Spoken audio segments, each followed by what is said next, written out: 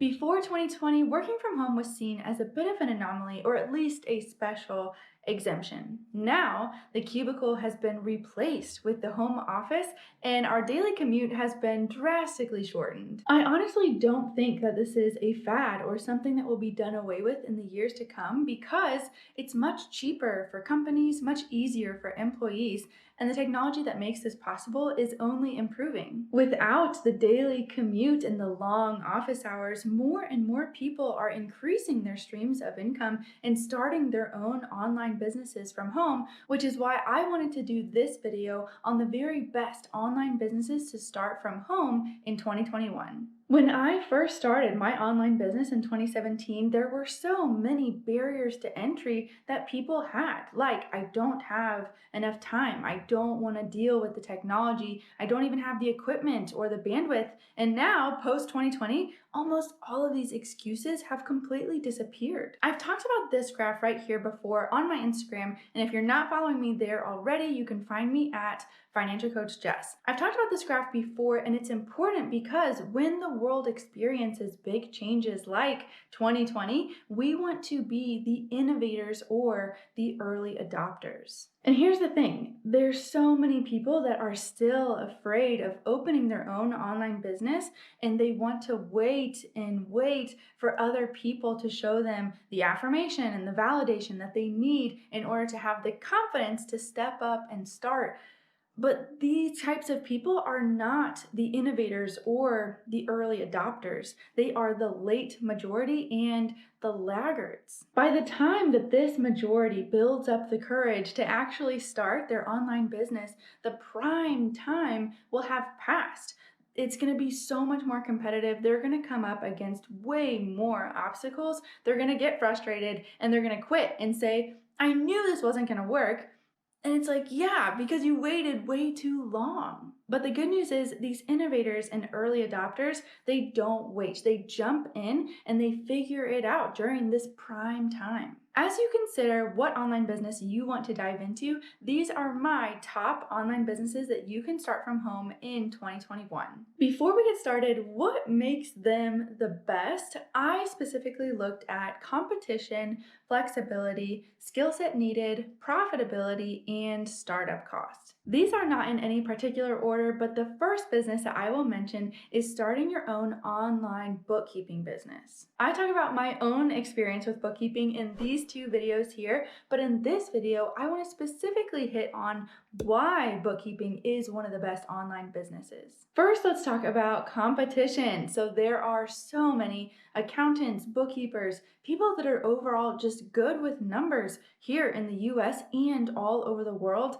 But the 21st century bookkeeper is so much more than someone who is just good with numbers. When I was only doing bookkeeping full time, I got feedback constantly that my clients loved how responsive I was. They really appreciated my communication and basic people skills. I always did my best to have a great first impression and to really have an overall friendly demeanor because I knew the market and I knew that this would really set me apart in the best way. And it did. Small businesses don't want bookkeepers that care just about the numbers. They want bookkeepers that care about how the numbers affect and relate to the growth and sustainability of their business. And there's a big difference. When you look at the competition this way, there's not a lot of accountants or bookkeepers that are running their online business this way. And it can really help you stand out as you continue to niche down and find out what businesses you really work well with. Throughout my years of doing bookkeeping online full time and sending out so many proposals, literally so many proposals, it almost always was not that I got beat out by another bookkeeper. That just very rarely happened. Usually the reason it didn't work out is that it just really wasn't a great fit. Sometimes, actually most of the time, the business was looking for someone in-house that they could have at a desk answering the phone during business hours. And spoiler alert, that's really nearly impossible to find. If you have someone who's truly qualified to do the bookkeeping for your business, they're not going to accept $17 to $20 an hour sitting at a desk answering a phone all day. This is very much an old school approach, which is a little bit of a red flag to me that it wasn't going to work out well in the first place. Another reason why the proposal would get turned down and it wouldn't work out between me and these businesses is because they just truly weren't in a place where they could outsource their bookkeeping. Maybe they're still paying their contractors cash under the table and they're behind on their taxes, and they truly needed really an overhaul of their systems and processes within the business, and they didn't want to pay for that, and they weren't in a place maybe to pay for that, and so it just didn't work out between us. All that to say, on very few occasions did I have a business owner come back to me and say, we went with another bookkeeper. I can count maybe on one hand the times that actually happened. So the competition in this way just really was a non-issue. Flexibility. So let's talk about flexibility here. I don't talk about this too much on my Instagram or on my YouTube channel, but I still have 9 bookkeeping clients that I work with on a monthly or a quarterly basis, and I absolutely love these clients. I go in once a month and I categorize all of their transactions and I send them an email of the transactions that I have questions about. When they get back to me, I go in a second time, finish up the transactions, look for any red flags, and I send them the corresponding reports that they want, and they can compare that month to previous months and make any adjustments in the future that are needed. If the client is struggling with cash flow in particular, we'll schedule a meeting and really go over some ideas that I have to free up cash flow. And on several occasions, I've brought ideas forth that have saved the client thousands of dollars over the course of a year, and that really helps them move the needle and continue to grow. As you can see, I work with a very specific type of client. You might be doing weekly transactions, weekly reports. I've set my expectations up, and I only accept clients that really fit the criteria of going in and reconciling monthly. This works for me because it gives me a ton of flexibility and it's still super valuable for the client. Overall, a bookkeeping business has the potential to be extremely flexible and to really work with your lifestyle as long as you set clear expectations up front. So this takes me to the skill set needed. Bookkeeping is probably close to 50% software knowledge and 50% bookkeeping and tax knowledge. Even though there's no certification needed in order to start a bookkeeping business, you cannot skimp on the skills needed. This is not something that you can just wing by watching a YouTube video.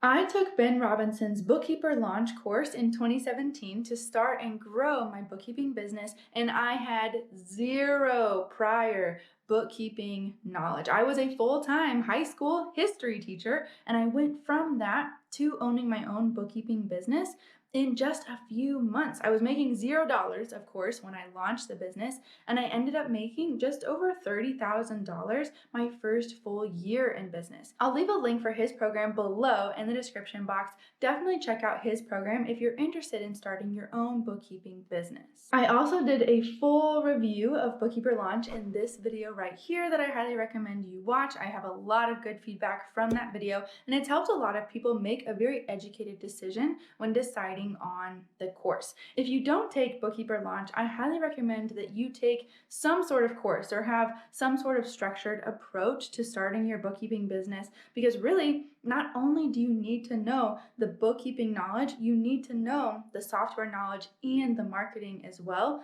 And Bookkeeper Launch does all 3. One of the reasons that I love online businesses is the insane profitability. When I was doing full-time bookkeeping, my overhead was so low, which means I paid an actual boatload in taxes, and really still to this day, my biggest business expenses are taxes and just furthering my education and investing in myself and the future of my business in other programs and mentorships. Depending on how you structure your bookkeeping biz, if you have people working underneath you or if you're doing all the bookkeeping yourself, your profit margin could be as high as 70, 75, or even 80% margin. That's net. This is so crazy. Like, there's just not a lot of expenses. And lastly, startup costs. So like I mentioned earlier, when you're starting your own bookkeeping business, a YouTube how-to video is not going to cut it. So I would add Bookkeeper Launch or an equivalent course on bookkeeping to the startup costs of starting your own bookkeeping business. In addition to that, you most likely will need a little bit of equipment. I personally started my full-time job as a bookkeeping business owner with Bookkeeper Launch and a 7-year-old laptop. That's it. Eventually, I did get other things for my office like a desk and a chair, but you really don't need a bunch of fancy stuff. You don't need an official office to even really get started with this business. You can very easily bootstrap this business from the beginning and grow that way. When you make your own account in QuickBooks Online, you'll register as an accountant, and QBO gives accountants free versions of QuickBooks Online. So even that doesn't cost you anything. You really only need some sort of program or course to get you started. I recommend Bookkeeper Launch and some sort of device, whether that be a laptop or a desktop computer. My next best online business to start in 2021 is starting a virtual assistant business or a VA business. Like I mentioned earlier, there are so many online businesses that are starting and growing right now, so the demand for virtual assistants is going up as well. You might be wondering, okay, what do virtual assistants do? That sounds very broad, and it is. I recommend niching down and focusing on one skill or one need that you specifically fill. Let me give you some examples. Maybe that is copywriting or creating social media posts, doing design work, email campaigns, client onboarding or offboarding, video or audio editing. The list of possible skills are endless. I had a wonderful VA work with me in 2020 as I launched and grew my YouTube channel. And what she did was she repurposed my YouTube videos and created social media posts about the content that I had already made. She posted them to Instagram and Facebook, and really all I had to do was tweak and approve them. Now I've transitioned to a VA who helps me edit all my YouTube videos so that I can really focus on my zone of genius, which is coaching and creating content. I mentioned earlier that there is a growing demand for VAs, and a way to get around the growing competition is to niche down. Small businesses like myself, solopreneurs who are wearing all the hats and doing all the things,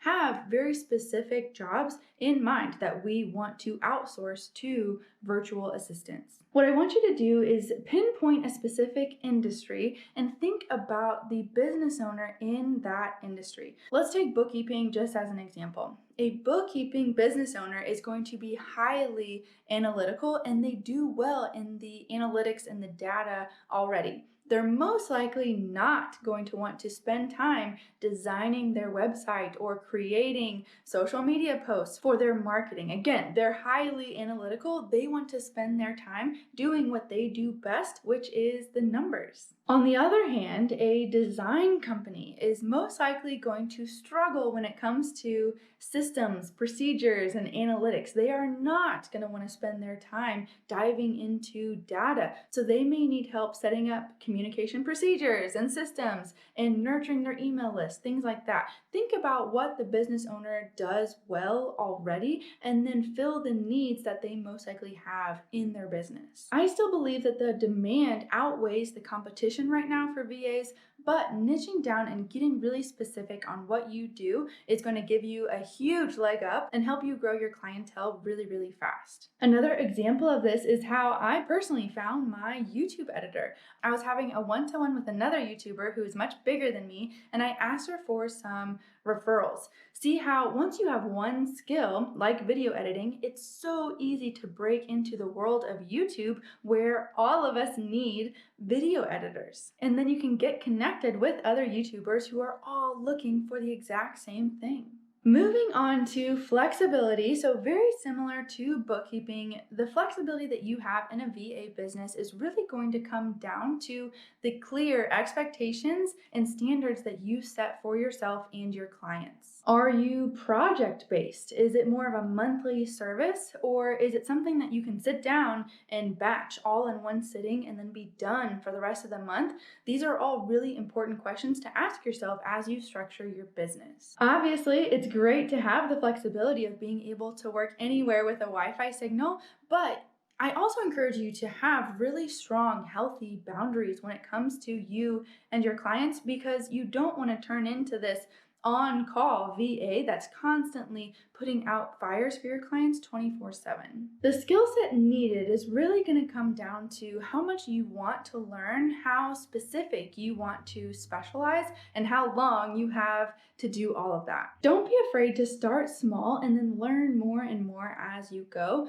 For example, you could start by just using Later and Canva to create and schedule social media posts for your clients. Then down the road, you can start using Asana for organization and maybe Adobe for editing.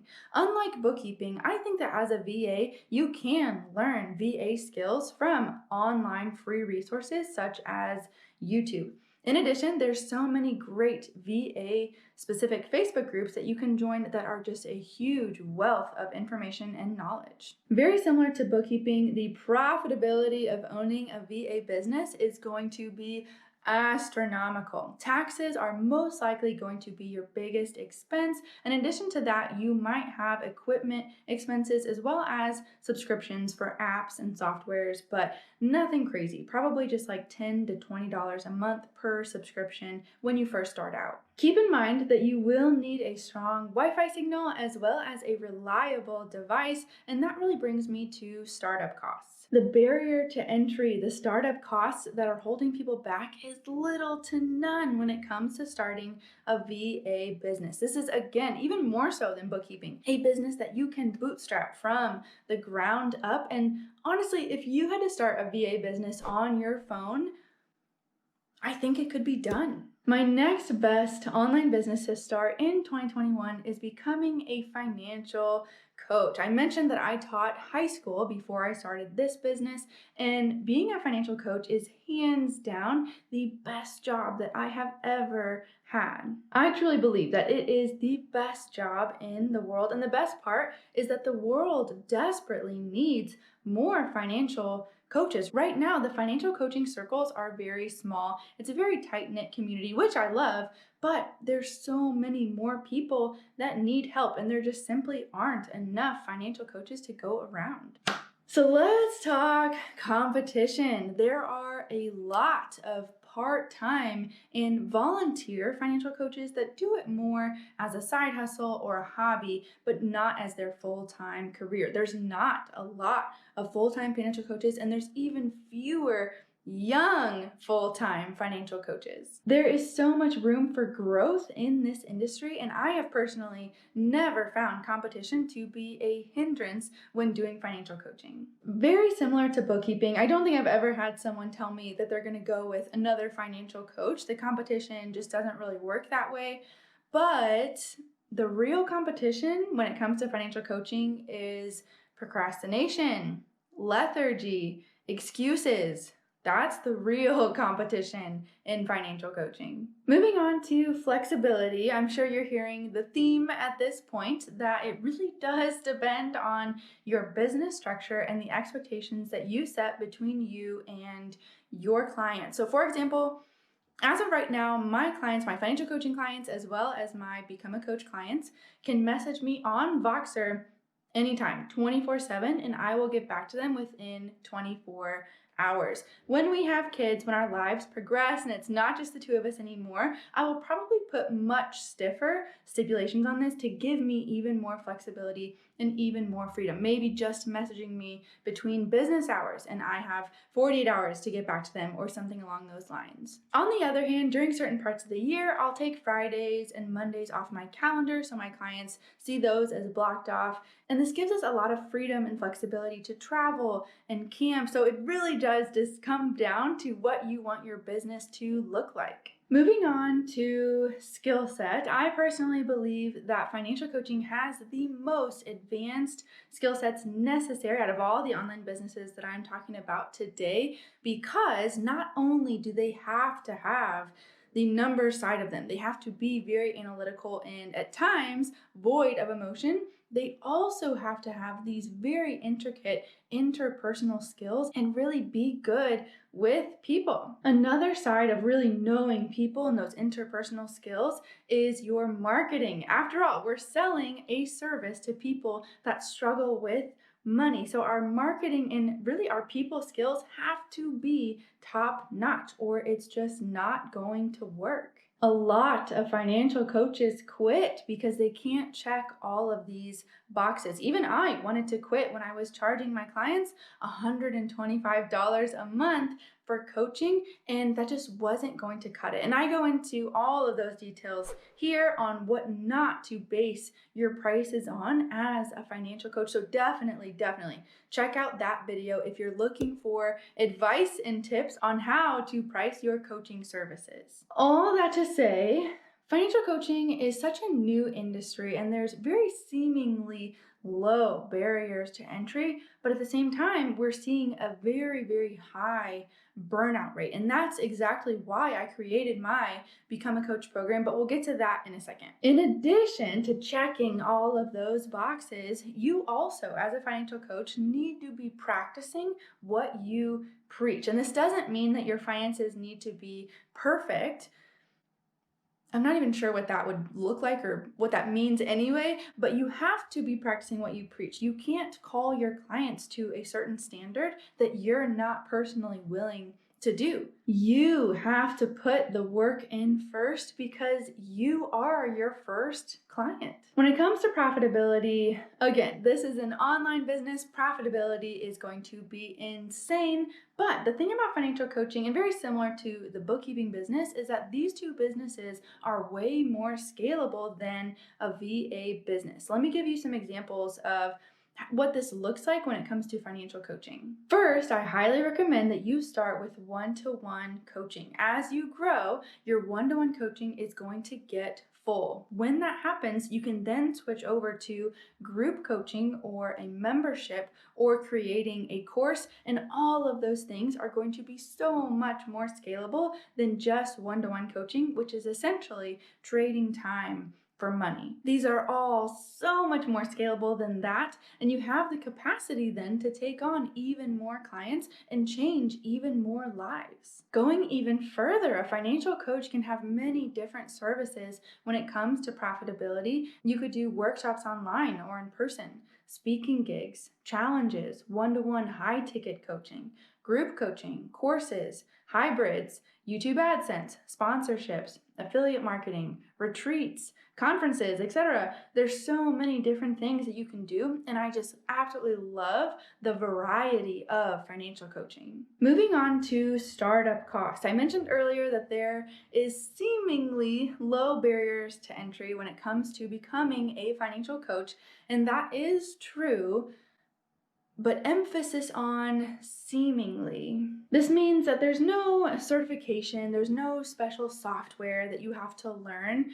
But if you want to do this in a smart and profitable way, I highly recommend investing in your future financial coaching business and avoid making all of the mistakes that I see coaches make over and over again. In my Become a Coach program, I take teachers at heart and I help them start and grow their own financial coaching practice the right way so that it is profitable, sustainable, and they get to work with dream clients every single day, just like I do. The process that I teach cannot be reverse engineered. You can't just copy what I'm doing on YouTube and expect that to work for you. That's not going to give you 5-figure months, and copying other people is not what got me to 5-figure months. I invested in my business and I trusted mentors and other coaches that are way ahead of where I am now. If you're thinking, yes, I want to have a financial coaching business like that, I want to invite you to my free 60-minute pricing workshop for financial coaches, and the link is in the description bar below. In this training, I walk you through step-by-step how to price your services and then sell with integrity and kindness. Pricing your services incorrectly is a surefire way to burn out and quit, and I've seen this happen to coaches over and over again. There is absolutely no need for that because you can watch this training right now. Click the link below and you'll have access to the free 60-minute pricing workshop for financial coaches. My last online business that I absolutely love is the content creator. More and more platforms online are paying their creators for making high quality viral content. If you are more of a free spirit, if you're more of a visionary, if you've been watching this video up to this point and you're like, ew, bookkeeping, organization, numbers, analytics, all of this sounds absolutely horrendous to me, then this business is for you. Let's say that type A has never described you, but you still want an online business. Content creation is a very broad umbrella that can have many lucrative income streams beneath it. Let me give you some examples. This includes building and monetizing an audience through affiliate marketing. And actually in this video right here, I talk about my experience with affiliate marketing and how I monetized my audience here on YouTube when I had less than 200 subscribers and I made over $1,400 in my first 60 days here on YouTube. I'm telling you guys, this is 100% possible for you.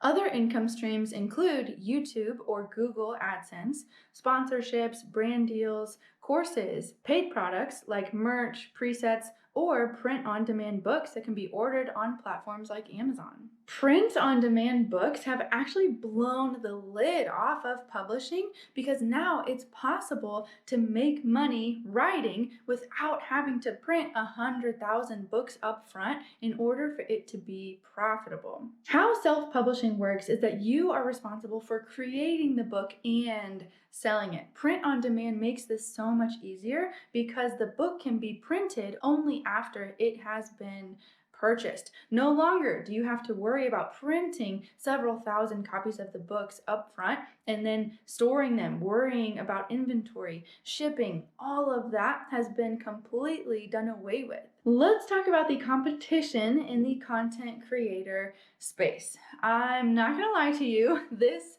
industry is crowded. Even though it is new, the content creator space is saturated. As with all the other online businesses, niching down can really help you sidestep that saturation and find where you fit into the market. Hiring and working with a coach, doing lots and lots of market research, and ultimately testing the market are all great ways to make sure that you settle on a profitable part of the market and that your time and money is not wasted. Even though it's crowded, there are new people blowing up on YouTube all the time, and there's people that are starting to travel vlog and they're making it. They're making their full-time job traveling. This one is so hard because I want to tell you to go for it. I want to tell you that you can do it, but I also don't want to sugarcoat how hard this really is going to be for you in such a crowded space. I think the most responsible advice that I can give you is to pursue this, but don't quit your day job. Don't step out of that security. Do this, but do it in the most risk-averse way possible. I love, love, love the flexibility that the content creator has. This is, again, for the free spirit, the visionary who wants to travel, who wants to have fun and do things that they enjoy and not necessarily have their paycheck directly tied to those activities. Let me explain. Let's say that you travel to Australia for YouTube content. You love filming and you outsource the editing. Meanwhile, you are earning passively while you are gone, number one, through YouTube AdSense. Depending on how big your channel is, this could be a couple thousand a month to tens of thousands a month. But keep in mind, you have to have 1,000 subscribers and 4,000 watch hours in order to be monetized. So it does take time. Number two could be course sales. You have a course on how to get monetized on YouTube, or how to start a vlogging channel, or how to travel to remote places, etc. Number three, let's say you're also earning Google AdSense because you pay someone to repurpose your vlog content into a blog and you advertise on that. Number four, let's say you're earning affiliate income every month from what you use and advertise to your audience. And number five, maybe you also have merch or a book that people can buy that also happens passively in the background. That's 5, just like right off the top of my head, but there's literally so many other passive income streams that can be built around creating content for people. My big point that I want to make with content creation as a career is that it is a long game. You are not going to start off making 5-figure months. This is a lot of planning and a lot of work in the making, but time and energy invested in setting up passive income streams will reap huge rewards down the road for you. That also covers profitability. I would definitely give 5 out of 5 stars for profitability because of the passive income nature of content creation. Plus, it's 100% scalable. Let's talk about the skills needed as well as the startup costs. So there's a lot of influencers out there today that got their big break from Vine back in the day or from TikTok more recently. But just because you go viral once or go viral a couple times does not mean that this is magically monetized for you, and it does not mean that you can make a career out of it. I'm a little biased, I know, but I believe in the power of coaching. So I personally, if I was going to go down this path, would hire a coach to help me understand monetization and how to monetize and grow an audience. I've talked about this in a few of my other videos, but it is so much better to be consistent than it is to be lucky. If you have a coach, if you have the strategy and you're working to be consistent on multiple platforms, when the luck comes, when your big break comes, you'll be ready. But don't just sit around and wait and try to go viral. That's not a strategy. Don't do that. It will end up greatly disappointing you. Startup costs. There is going to be such a huge range when it comes to startup costs for a content creator. I literally started my YouTube channel with a GoPro that we already have that I still use today and a microphone that I had purchased because I was guest starring on multiple podcasts.